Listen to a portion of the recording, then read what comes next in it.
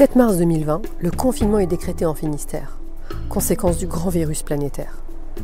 J'ai aménagé au bout du monde il y a 1 an pour écrire. Ce printemps, si singulier, est l'occasion de me souvenir. Né sous le signe du confinement il y a 53 ans, j'ai rassemblé 60 anecdotes confinées, tantôt romantiques, tantôt volcaniques, aventureuses et malicieuses. Un podcast inédit.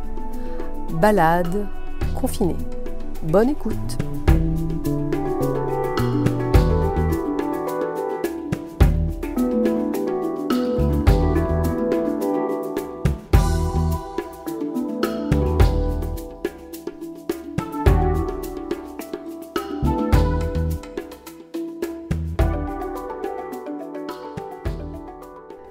Épisode 12. Confiné à Mandelieu. Première partie. Le chanteur Christophe est mort à Brest, ville de tous les départs et de tous les recommencements. La ville d'Aline, celle qui vit en moi. Un prénom qui m'est précieux. Est-ce la raison pour laquelle personne ne m'a jamais appelée Isabelle? Parce qu'en moi, Aline a toujours résonné davantage?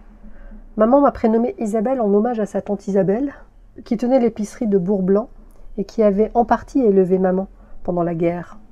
Aline, mon deuxième prénom, est celui de mon parrain au féminin, le frère de maman, aujourd'hui décédé. Aline, c'est aussi la chanson de Christophe.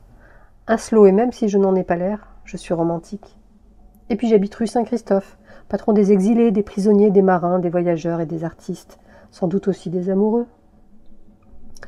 Puisqu'il est question d'amour, venons-en à la rencontre de mes parents. Je ne devrais pas, ce n'est pas mon histoire, sauf que si, c'est un peu la mienne, tout de même. Maman habite chez ses parents à Brest, vers le cours d'Ageau, lieu emblématique de la balade poétique, à l'inspiration militaire, qui surplombe la rade de la ville blanche et le port de commerce. Mon papé est VRP pour Dubonnet et le Muscadet Barré, et pianiste de jazz. Ma mamé gère leur patrimoine immobilier, ex-tenancière d'un bar mythique à Brignogan, sur la plage des Chardons Bleus, et d'un autre à Brest, rue de Siam. Papa a intégré l'Arsenal de Saint-Tropez et il est footballeur amateur. Il se retrouve stagiaire à Brest, où il joue au foot au stade brestois. Il cultive l'art de théâtraliser son jeu, de mettre en scène la plus petite entorse à l'issue favorable pour son équipe, et ses sorties de terrain opportunes sont prisées des journalistes et de la presse régionale. Maman est secrétaire dactylo et responsable du rayon des poupées Bella aux Grandes Galeries. Le dimanche après-midi, maman et ses copines dansent le yéyé dans les dancing.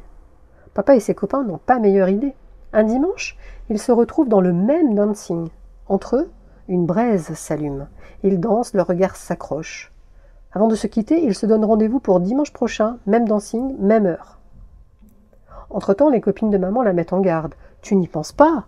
Un étranger, un fils d'immigré, un joueur de foot amateur, un chef de travaux, il n'est même pas d'ici, de Brest même. C'est un flambeur de la Côte d'Azur, du Var, un dragueur, un tombeur.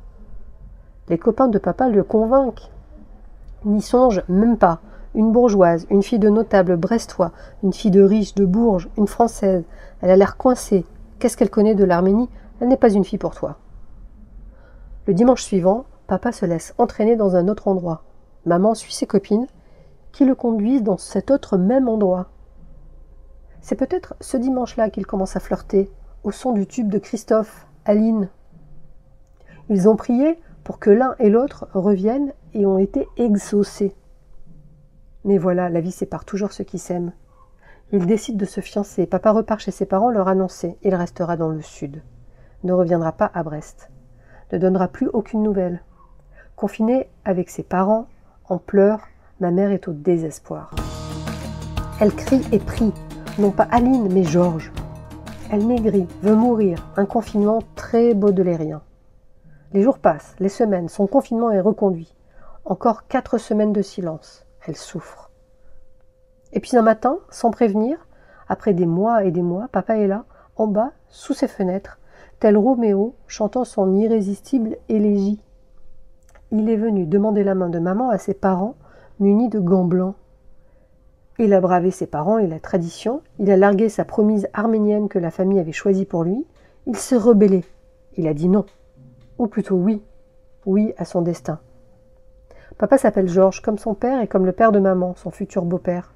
Son nom de famille arménien signifie le fils de Georges. Sacré d'Aroni.